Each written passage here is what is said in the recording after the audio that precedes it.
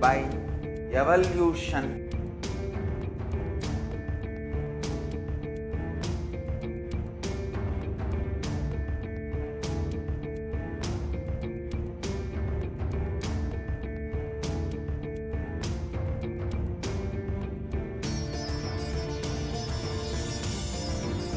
And setting model communities.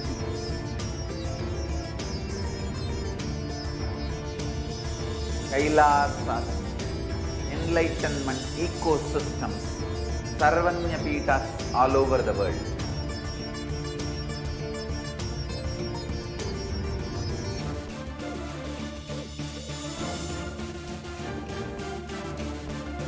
All powerful cognition, knowledge, only when you live, power manifestation and possibilities manifestation happens.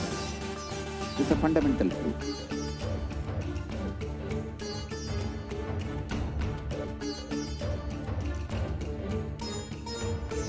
Hinduism cannot live exclusively as one sampradaya. No. All sampradayas of Hinduism is an ecosystem.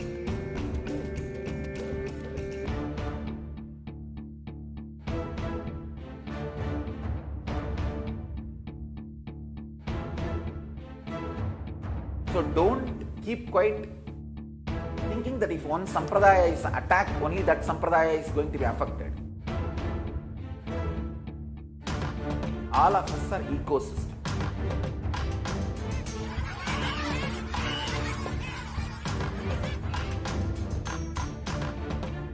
I invite all of you to get involved and enjoy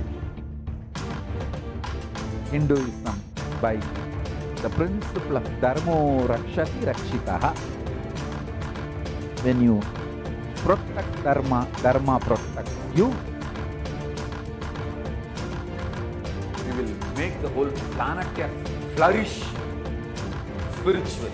The spiritual prosperity will happen to the whole planet. We all have to coexist together.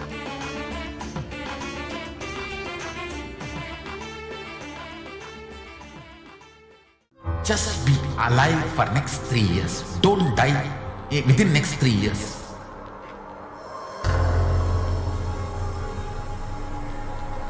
Just don't die within next 3 years. Be alive. Somehow be alive. I'm working sincerely. I will reach you somehow. Somehow I will reach you. It's my commitment to humanity.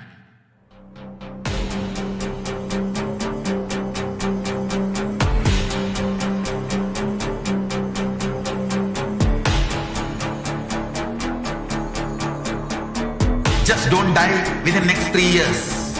I will reach you wherever you are, whichever corner of the world you may be. I will reach you with enlightenment. You manifesting the space, state, powers, being Paramashivoham. It is possible, and it is possible for you.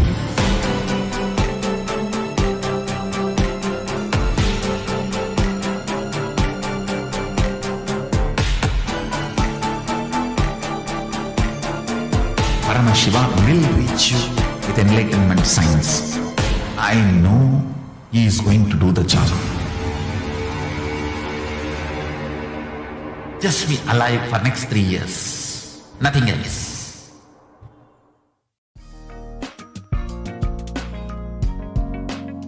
We get you health. We get you ability to build beautiful relationships in your life.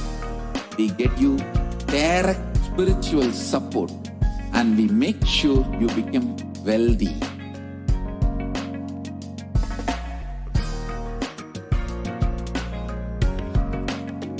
We won't stop giving you just good life. We will literally not stop till you live enlightened life. Manifesting the state of Paramashiva, space of Paramashiva, powers of Paramashiva, being of Paramashiva.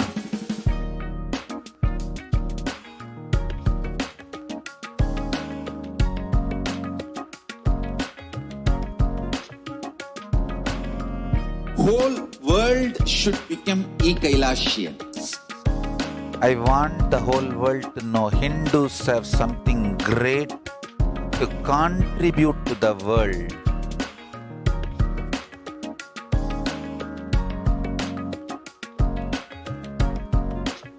We have something great to contribute to the world. Let us do that.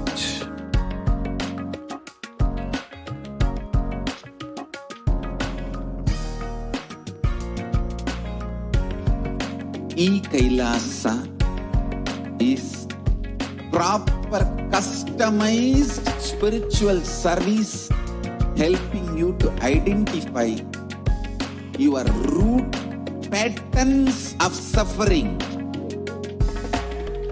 We have perfected the science of helping every individual from every cultural, religious, nationality background.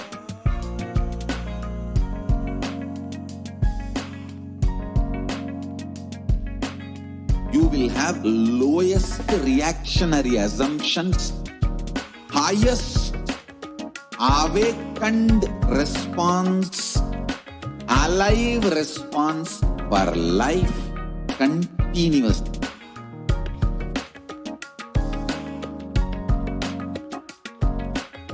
Kailasa is enlightenment ecosystem, literally enlightenment itself in your own home, wherever you are.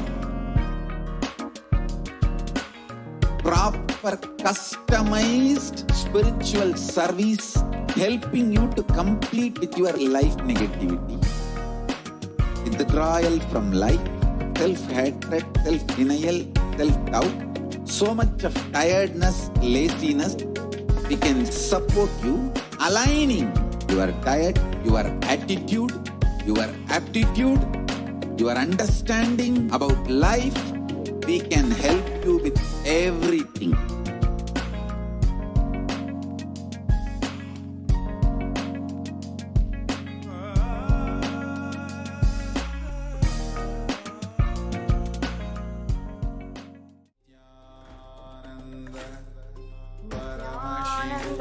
Paramasukadam Kevalam Jnanamurtim Gandvatitam Gaganasadrisham Tattvamasyaadilaksham Ekam Nityam Vimalamachalam Sarvadi Sakshibhutam Bhavatitam Trigunarahitam Sadgurum Tam Namami. Paramashivoham. Nithyananda Paramashivoham.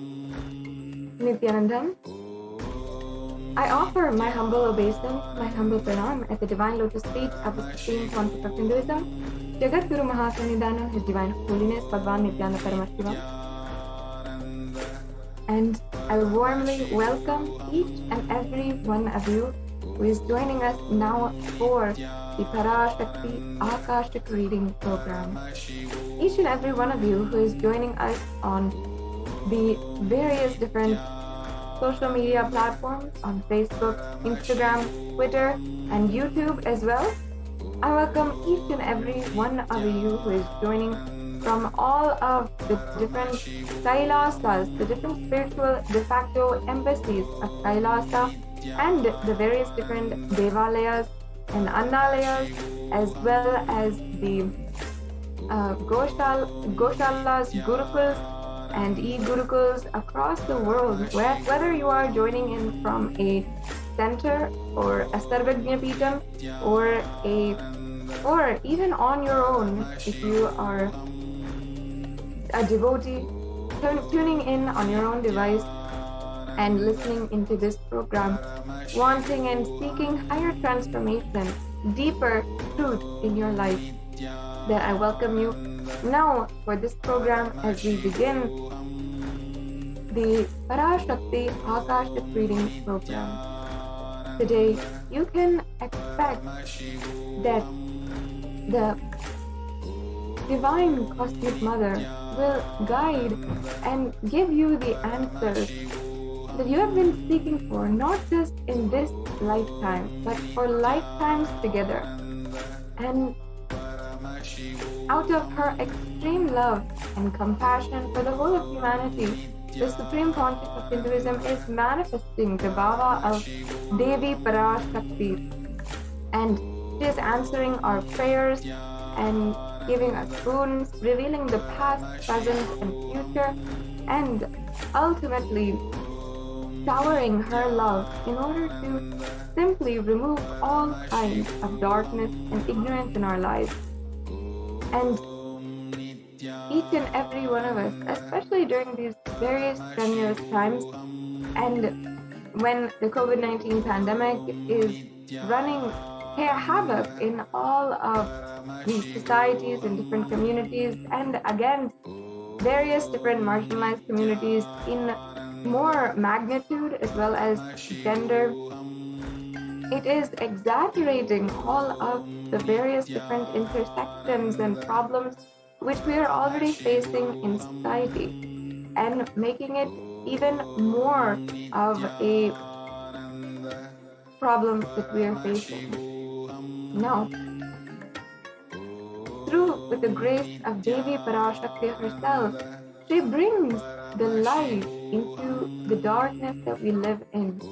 And we must understand that in order to destroy ego, in order to remove darkness, if you are in a dark room, you don't just chase the darkness out of the room. You cannot physically chase the darkness out of the room. You simply have to turn on the light. You simply have to switch on a light or light the lamp of consciousness. And that is the very presence of Devi Parashakti in your life. You can take this program as a way to get connected to the divine cosmic mother and ask your questions, receive the breakthrough that you want in your life, and complete sincerely and achieve the ultimate transformation that you want to manifest in your life. In Sanatana Hindu Dharma, we saw the reality of how the relationship with the mother was the first and foremost relationship that each and every one of us have. Even if we don't remember right now, the relationship with the mother, even in the prenatal conditions inside of the womb, we will have deep engrams and deep memories associated to that time inside of us. Because we always see the way that we relate to the mother, the way that we interact with the mother is always connected directly to how we relate to life, the universe, and people around us. And it is always the base relationship that determines all other relationships in our life. And the Vedic rishis, the Hindu scientists of our civilization, had literally understood this and used this as a way that we can direct our relationship, this relationship, towards the relationship with the divine cosmic mother, with the universe itself. And we can direct our consciousness towards higher consciousness and our ambition towards higher ambition in our lives. And that, it gives us the breakthrough that we want. And with the love of the Supreme Pontiff of Hinduism and Devi Parashakti herself, she has been continuously answering our prayers, giving us boons, revealing the past, present, and future, and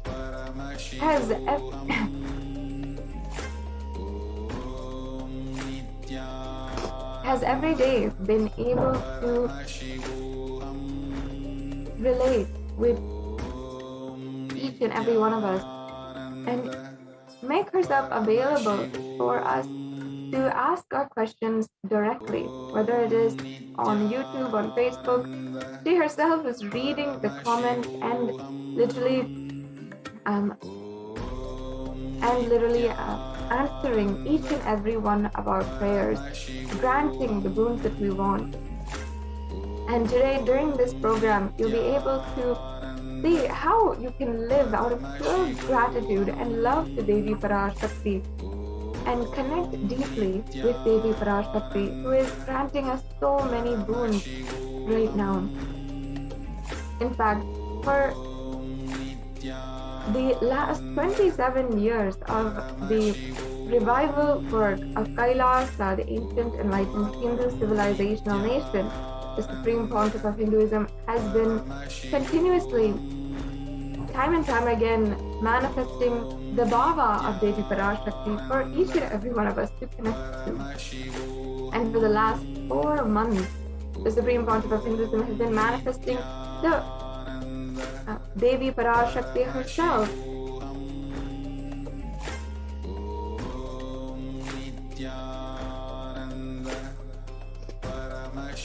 Out of her compassion for the whole of humanity.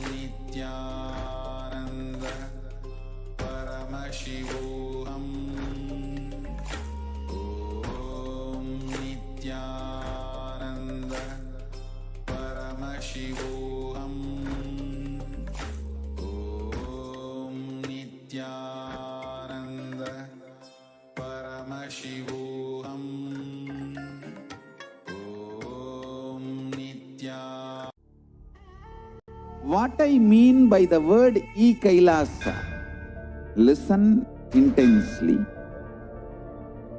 Enlightenment ecosystem, literally enlightenment itself, in your own home, wherever you are. If you cannot come to Kailasa, it's okay. Kailasa can come to you. Kailasa coming to you is Kailasa.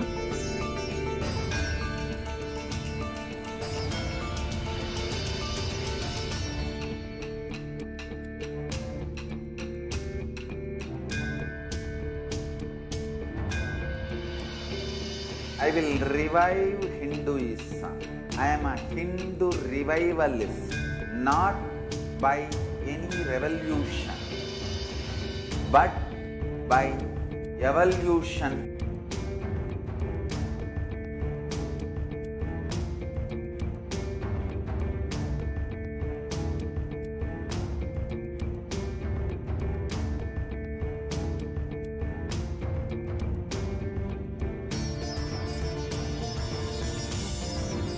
And setting model communities.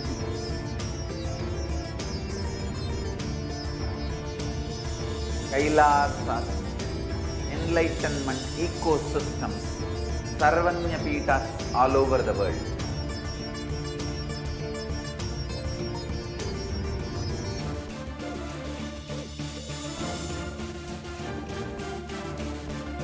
All powerful cognition, knowledge, only when you live, power manifestation and possibilities manifestation happens. This is a fundamental truth.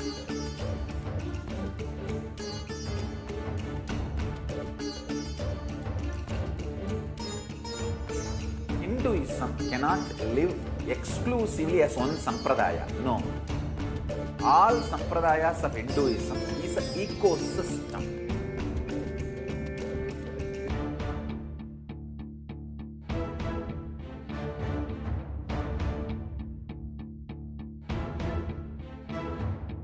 So don't keep quiet thinking that if one sampradaya is attacked, only that sampradaya is going to be affected. All of us are ecosystem.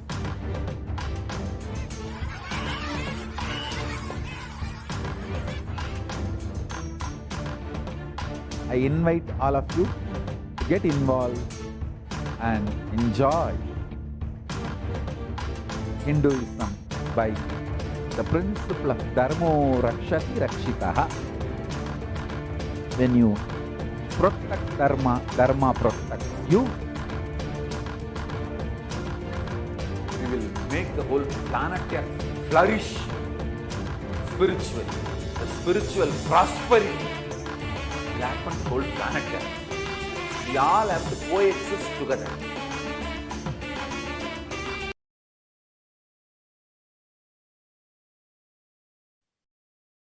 Nithyananda, welcome back to all the viewers, completing with all the viewers for that technical difficulty. Now, before we enter into the next segment of today's program and enter into the program officially, let us first be introduced to the very divine cosmic being who is making himself available and manifesting as Devi Parashakti, the Supreme Pontiff of Hinduism. Now, the Supreme Pontiff of Hinduism was born on the 2nd of January 1978 and is today the reviver of Kailasa, the ancient, enlightened, macrocosmic Hindu civilizational nation. And the Supreme Pontiff of Hinduism was recognized from birth itself as the incarnation of Paramashiva by esteemed enlightened adepts and masters from Tiruvannamalai and around India as well. And the Supreme Pontiff of Hinduism is today the reviver of the science of power manifestation, the temple-based lifestyle, and as well as yoga. And the Supreme Pontiff of Hinduism has revived the 14 ancient indigenous kingdoms, including the Supreme Pontiff of Hinduism is ordained as the 233rd Guru Mahasannidhanam, or the spiritual head of the Sonde Mandalam Adhinam, or the Kailasa Paramparagata Kanchi Kailasa Sarvagnapitam. And the Supreme Pontiff of Hinduism is the incumbent emperor of the Surya Vamsa Turangi Samrajyam. As well, the Supreme Pontiff of Hinduism is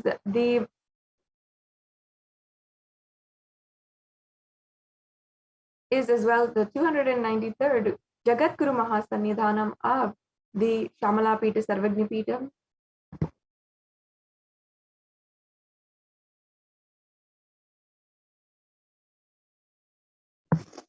Excuse me.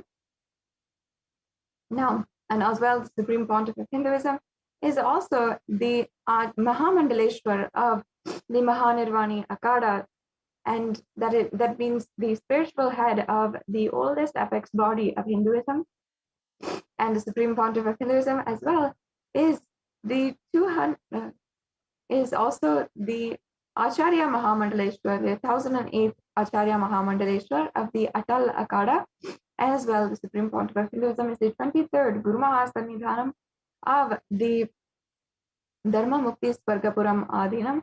And finally, the Supreme Pontiff of Hinduism in 2015 was elected as that title, the Supreme Pontiff of Hinduism, by a congregation of thousands of Hindu leaders, and who had officially coronated the Supreme Pontiff of Hinduism as Bhagavan and entitled him with the title of the Supreme Pontiff of Hinduism.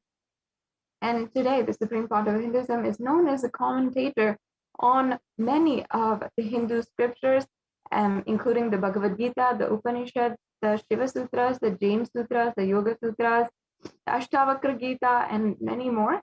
And the Supreme Pontiff of Hinduism, as well as has authored over 300 books, and primarily in English, Tamil, and Sanskrit, and has further translated these into 50 different languages and has made them available also online, through which the Supreme Pontiff of Hinduism has enriched and reached over 1 billion people.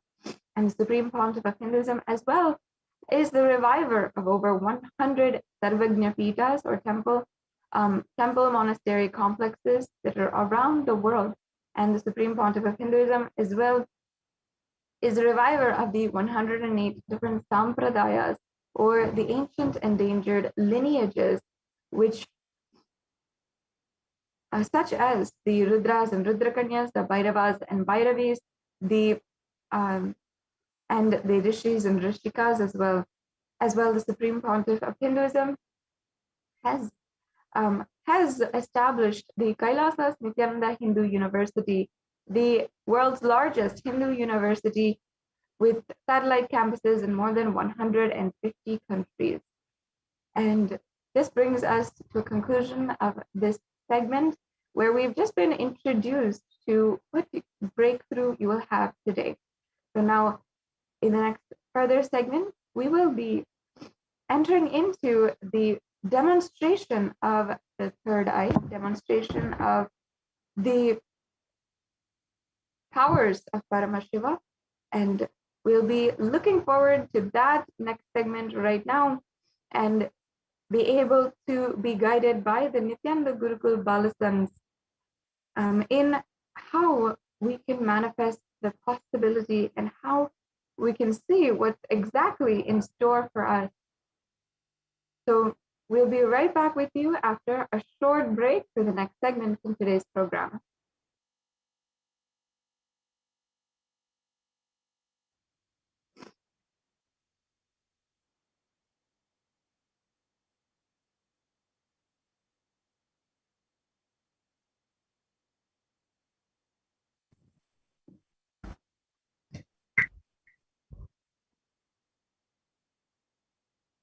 Yes, Nithyananda, everyone. And now we will be getting into the next segment, where we will be seeing a live demonstration of the manifestation of extraordinary Shaktis, the divine powers, which is given to us as a gift by the Supreme Pontiff of Hinduism through the Diksha, the initiation.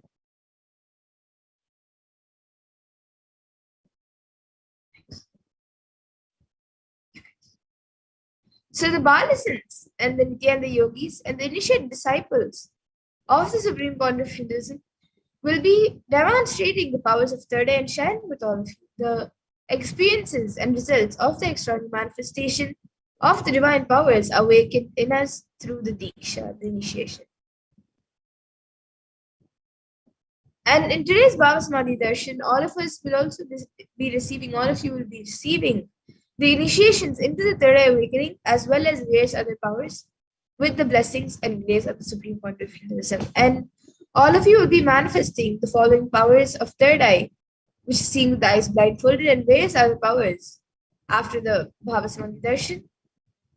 And for those of you who might be wondering where the third eye is located and how it works, the third eye is a cosmic browsing center located between the brows, which upon initiation one can effortlessly express powers and see through the third eye just as you would with your two eyes.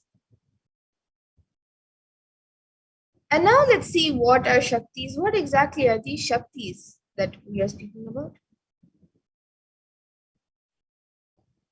So in the Vedagas, the source scriptures of Hinduism, Paramashiva reveals in elaborate detail that every human being is hardwired to be able to manifest 463 plus extraordinary Shaktis, the divine powers.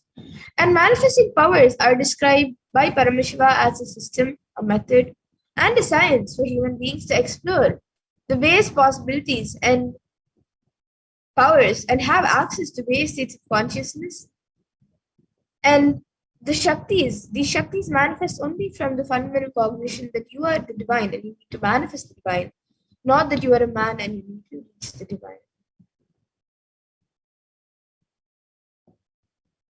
And the soul, and many of you might have heard the term as a term called Siddhis, the word Siddhi, because this is usually a common term used for any type of extraordinary manifestation.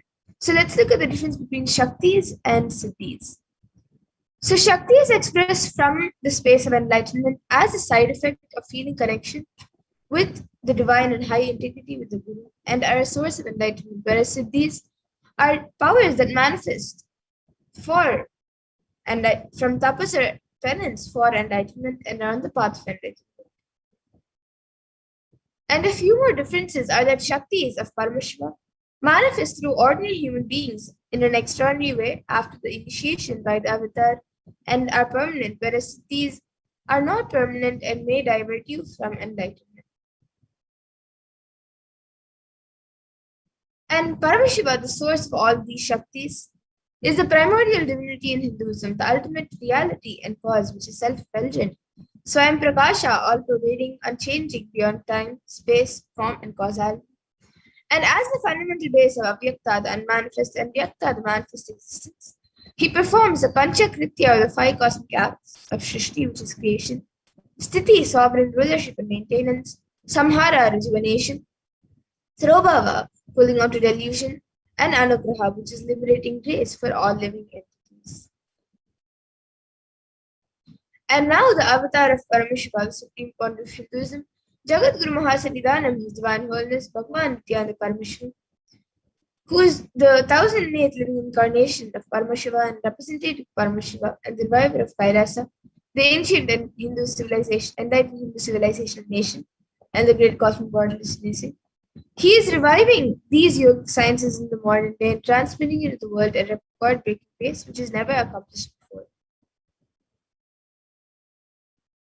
And now all of you can see the Guru Parampara, where all of this knowledge and science of manifesting these Shaktis are passed down from one generation to the next through initiation by the enlightened Gurus. And the Supreme Pontiff of Hinduism, being recognized as an incarnation by his Gurus at a very young age, was trained and taught these sciences to revive the initiations and knowledge repositories for billions to manifest the science of manifestation from the disciplines of Vedanta, Tantra, Sri Vidya, Yoga, Yoga powers, Mantra Shastra, Siddha Vidya, science of Aushadha, Bhakti Yoga, Advaita, Paramashivoham, and many more such others. And you can also see all the various enlightened masters and gurus who have trained and taught the Supreme Pontiff of Hinduism ever since he was young. Mataji Vivekananda Puri, Mundi Swamigal, S.A.P. Swamigal, Annamalai Swamigal, Kanchi Paramacharya, Yogi Raj Yogananda Puri, and many more. And now let's see how we can awaken these divine powers in us and how you can manifest these powers yourselves. So every ultimate truth, jnana, is mapped into your consciousness, prajna, and manifests as a possibility and power of every being, prajnana.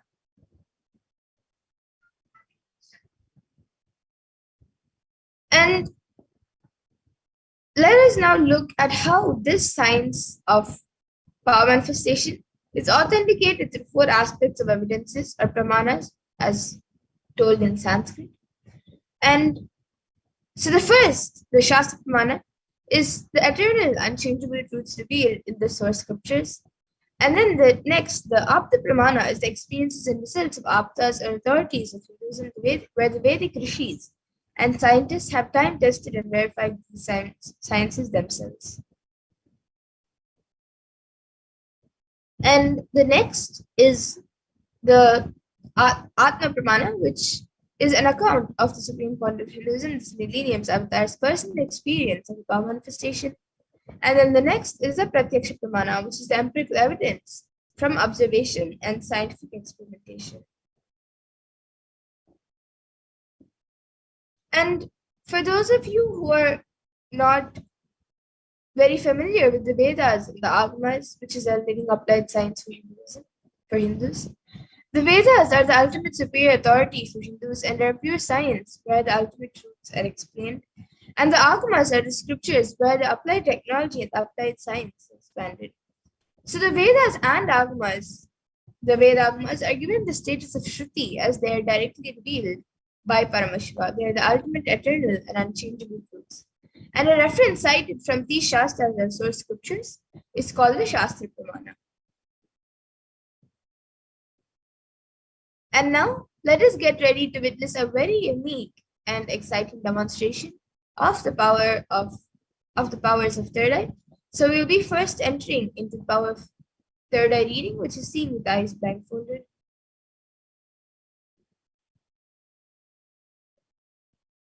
The Shastra Pramana for this power of third eye comes from the Vijnana Bhairava Tantra.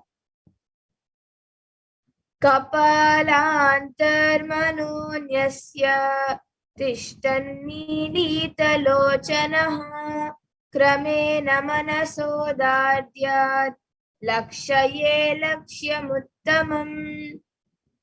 And the translation for this verse is, by fixing the mind on the inner space within the crown center and sitting stably without any movement, having the eyes closed in succession, by that stability of the mind in inner space through the power of the third eye, one directly sees the ultimate goal Lakshyam by having the vision beyond the sight that reveals any object or place, attaining the space of oneness with the source, Paramashiva. And the next, the Apta Pramana for this power, is where Krishna initiates Arjuna into the power of third eye. Natu mam shakyase drashtu manenaiva svachakshusha divyam dadami te chakshuhu vashyam me yogamaishwaram.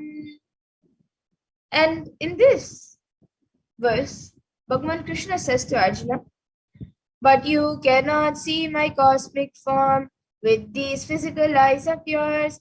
Therefore, I grant you divine third eye vision. Behold my cosmic opulence. So in the Hindu Purana Bhagavad Gita, where Bhagavan Krishna initiates Arjuna into the power of third eye to behold his Vishwarupa Darshan, the vision of his cosmic form.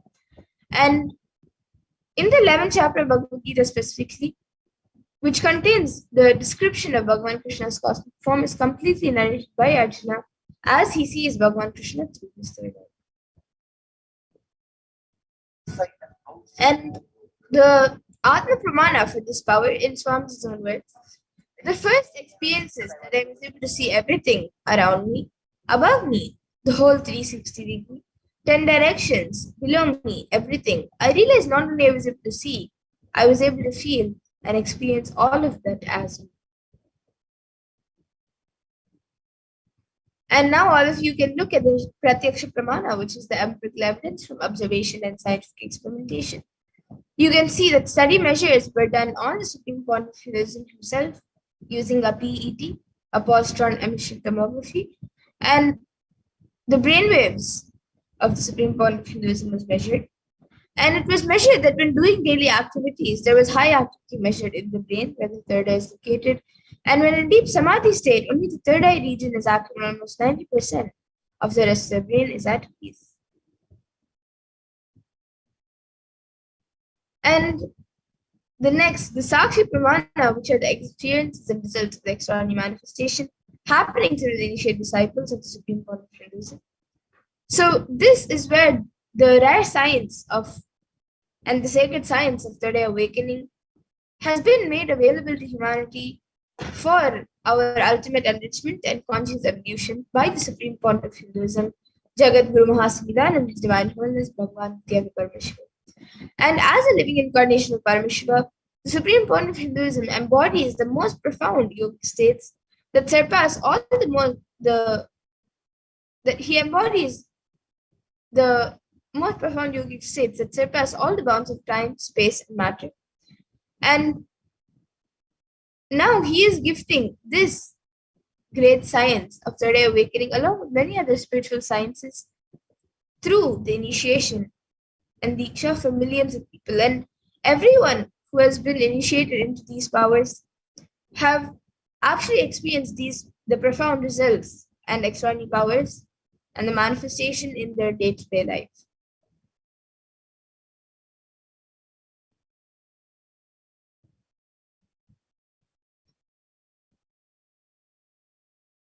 And now, let us get ready to witness the live Sakshi Pramana, the demonstration of the powers of third eye, with the Balasans and the Nithyananda Yogis. So,